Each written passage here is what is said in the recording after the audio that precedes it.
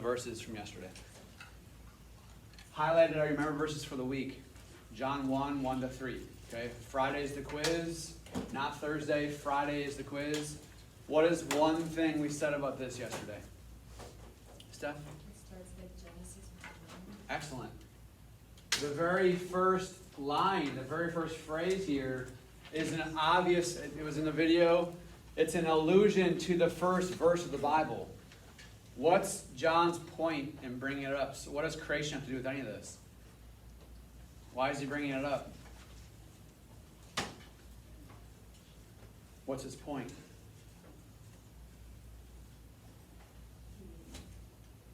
What happened in the beginning? What is John saying with the beginning? Was the Word. The Word was with God. The Word was. I'm not asking you to read it. I'm asking you to essentially understand it. What is his point here? That God is the Word. Who is this again? God. Specifically, Jesus. okay. Notice this. Notice what it looks like here. What's different about how this appears to you? It's capitalized. You don't usually capitalize this. In fact, you never do unless it's starting a sentence. The idea, as a review really quickly, is that what John is doing, the video also alluded to this as well, John is highly creative. He's highly intelligent. Most people think that the guy who wrote this book, Gospel of John, also wrote the book of Revelation. And if you know anything about the book of Revelation, it's full of very detailed symbols. It's full of Old Testament allusions. The guy knows a lot. Like he's brilliant. He's brilliant. Keep that in mind as you read this. The themes, it may initially appear confusing to you or weird or strange, right? Some of it, not all of it, but some of the stories might appear to be weird or strange communication or strange language. But if you understand what he's doing, it's literally brilliant. The guy is super smart. He's also very creative. And the way he's talking in the very first verse proves it. It's one example of it. The video says this is a poem. So he's starting off the entire gospel with a poem, right? If you've ever written poetry, you know that it usually requires, at least good poetry, requires creativity, requires a certain kind of creative mind, right? And what I'm saying to you is John is that guy. And he starts with this phrase in the beginning, a reference to Genesis 1:1. And the point is that he's bringing it up knowing that his audience knows Genesis 1:1. The people who are reading this book will know Genesis 1:1. And he's making a point. The point is Jesus was there. Okay, we already talked about this. If you substitute Jesus here, you have in the beginning was Jesus. And Jesus was with God, and Jesus was God. What is John establishing right up front?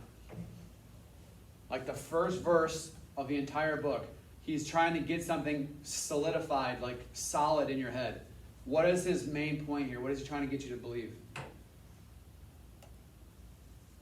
Tanner? That Jesus is God. Yeah, he's not a man. He's not just a man. Now he takes the form of a man, but he's not just human, is the point. He's not just human. He's much, much more than human. He's a God. He is God. He's God. Right? And the point here that in the very first verses, right off the bat, John's saying to us as the reader, you can't get any more important than this. Right? He's trying to expand your mind. He's trying to get you to see Jesus for who he really is. God. Not just a nice guy, which some people still to this day think. No, nice guy. He did nice things, he helped people, I like that, that's cool. But there's a movement out there to suppress and to reject the idea that Jesus was God. If you're reading this, John is abundantly clear. He is God, right?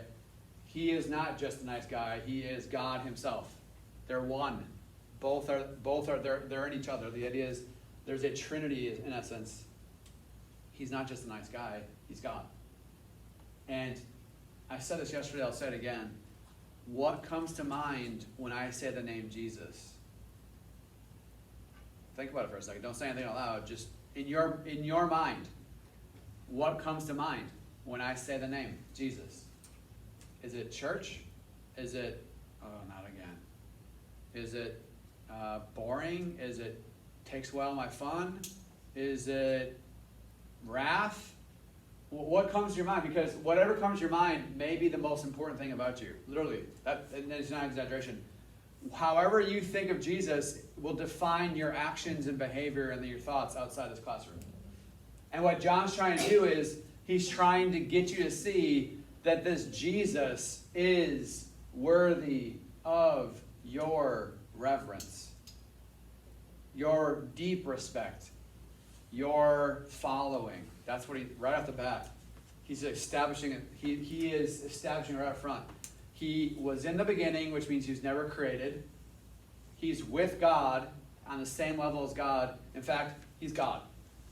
Okay, you can't speak higher. You can't speak more highly about a person than this, right?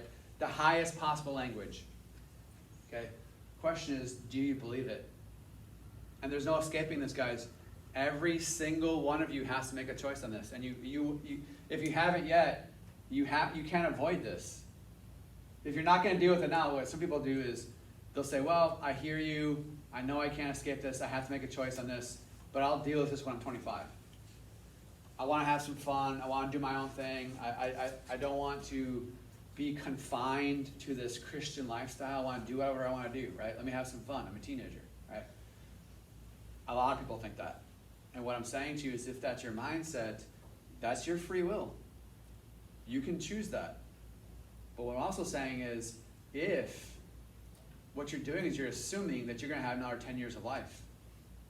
In most cases, that will happen. Most of you will live until you're older, right? But it's not always the case.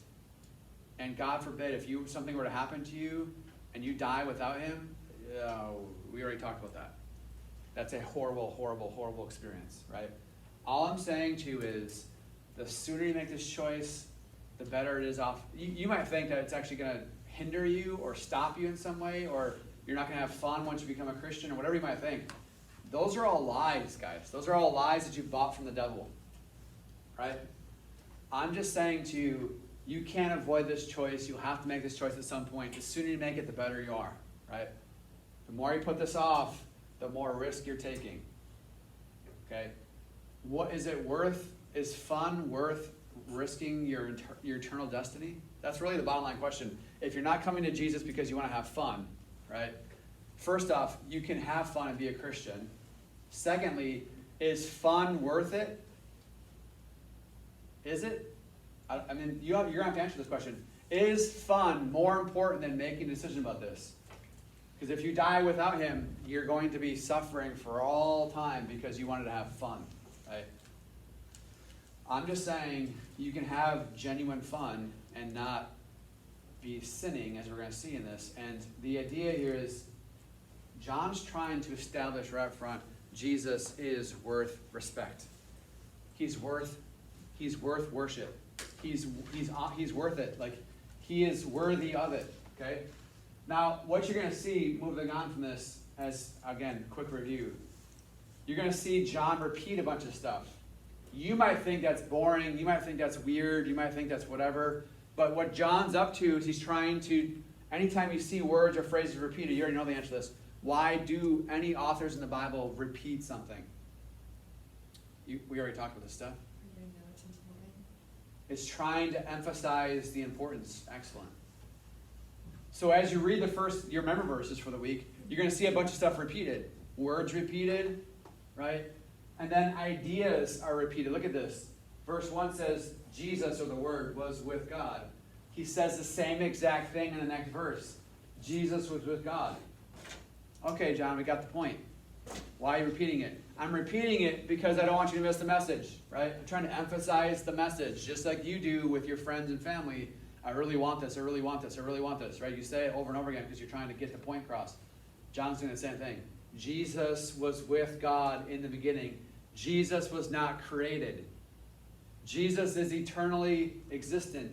If that idea is getting from your head to your heart, hopefully you're seeing he's worthy of honor. He's worthy of following. He's worthy of worship. He has never ceased to exist. How can that be if he's not crazy powerful, right? How can that be if he's not God? That's exactly the point. He is God. He is crazy powerful. He's worthy of your respect. John is emphasizing the point. He's with God in the beginning. The second thing he's going to repeat in verse 3, look at this. He says the same thing in different ways. What is his message? Through Jesus, all things were made. Don't understand that? Let me say it a different way. Without him, Jesus, nothing was made that has been made. Emphasizing the point. Emphasizing the point. Everything you see comes from his mind and his ability. Literally, the world around us, we talked about this yesterday. When's the last time you stopped long enough, slowed down long enough to take in creation? Meaning be in awe of it. Right? It is utterly amazing, guys. The creative complexity of the world is astounding. It speaks to the great power and creativity that he has. Right? We talked to us yesterday. The macro level, the micro level, the big, the universes, the planets, the stars, all of that, it's all from him. Obviously, we hear that so much we get numb to it. But the point is, get past the cliche part of it and take it in. Look at creation. Be in awe. Because literally, Scripture declares it as screaming out loud. It's essentially declaring as loudly as possible that God is powerful, that Jesus is creative. That's straight from the book of Psalms. But we get so distracted and we get so busy that we miss it, and we miss it, and we miss it, and we miss it. The idea is we miss it day after day after day, right? Slow down a little bit. Take it in. Be in awe of the wonder of creation itself, right?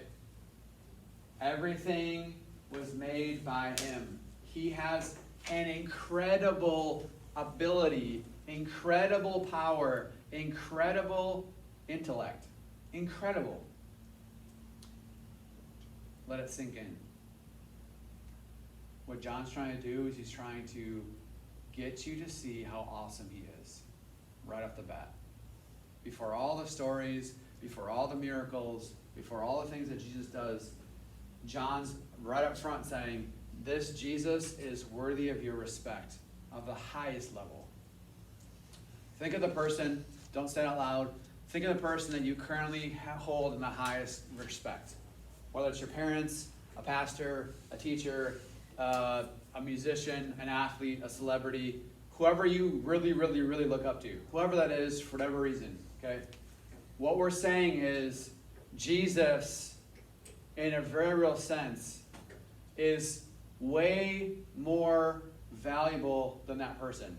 Way smarter than that person, way more powerful than that person, even if that person is like legitimately godly. Like if you think about your parents or something, and they love God, and they love you, and they love each other, that's a very powerful gift. I'm saying they would be openly saying to you that Jesus is the reason they are the way they are.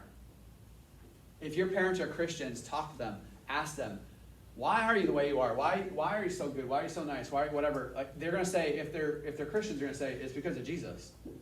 What I'm saying to you is Jesus is he is superior than the highest person that you revere right now. Right? Who do you think, if it's an athlete or a musician or an actor or an actress, right? The people that we tend to, our culture, like raises up on pedestals, like the people that entertain us usually, right? Because we value entertainment. You do realize that Jesus is the one who gave them the gift that they have. Like maybe you haven't heard that before. God is the reason they're so amazing at that sport. God is the reason they're so good at that musician or that song or that movie or whatever it is that you like, the TV show. There's someone behind that person, and it's him. Oh man, this is a powerful point. Hopefully you're catching it. It goes on. So verses 1 to 3 are verses.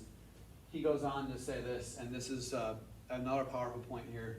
In verse 4 and 5, in Jesus was life. You guys do realize that everywhere Jesus goes in this gospel, he's like introducing life. Think about it. Everywhere he goes, every person he encounters, he's bringing life to that scenario, that person, that situation. Pick a story, any story that you have of Jesus. He's walking around helping people out. That's a form of giving life, encouragement, improving the situation, making it better, right? He's casting demons out. He's providing the best tasting wine ever. He's giving food in miraculous ways. He's raising people from the dead. Everything he's doing, he's introducing life. He's injecting life. He's making it better, better, better, better, better. And the point is, he can do the same thing for you. Not perfect. I mean, as you're a Christian, you already know this. All of us know this. Being a Christian doesn't mean your life is perfect. It's not. In some cases, it gets worse, and it gets more difficult because of the sinful world around us.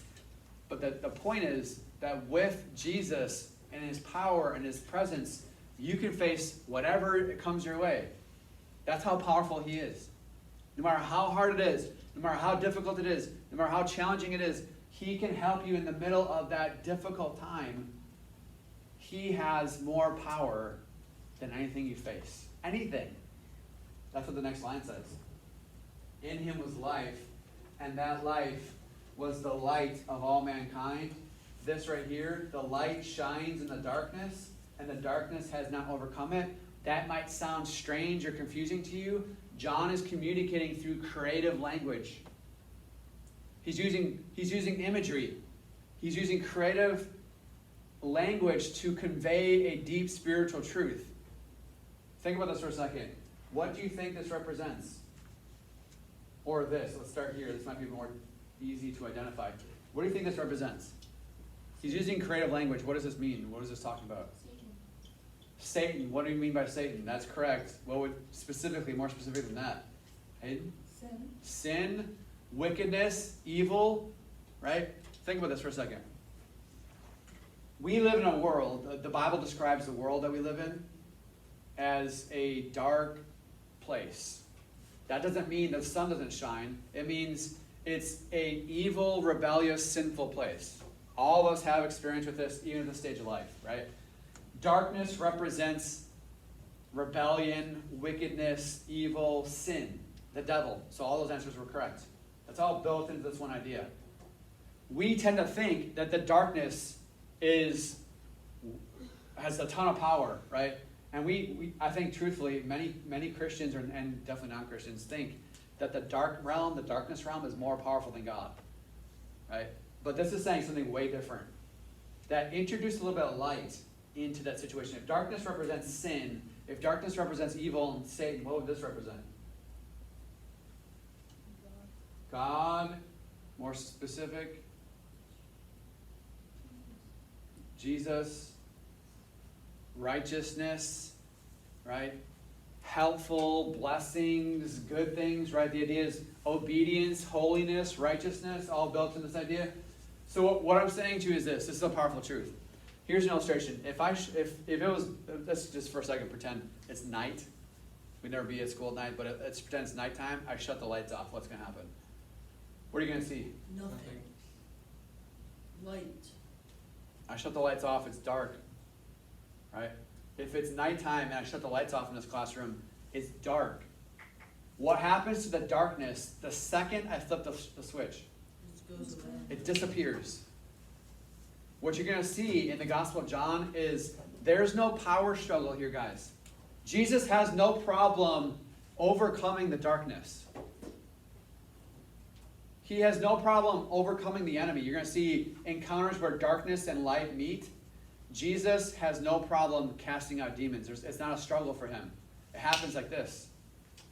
I'm saying with sin, okay, you might think that your sin, whatever sin you have, lying, lust, cheating, manipulating people, lying to your parents, cheating on a twin, whatever sin that you struggle with, you might think there's no way out. Oh my gosh, I can't stop this.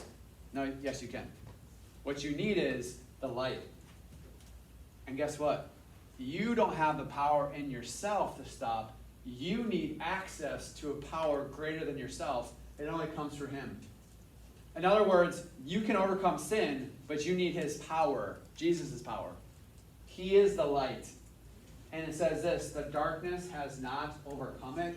That means the darkness is not more powerful than light. The second, as the illustration is, the second you turn light on, darkness goes away. That's a physical example of the spiritual reality. In the spiritual realm, you might think sin is too powerful. You might think depression is too powerful. It's not. What you need is light. You need God's presence. You need God's power to help you overcome that darkness. It's a very, very powerful truth established right up front. We'll continue this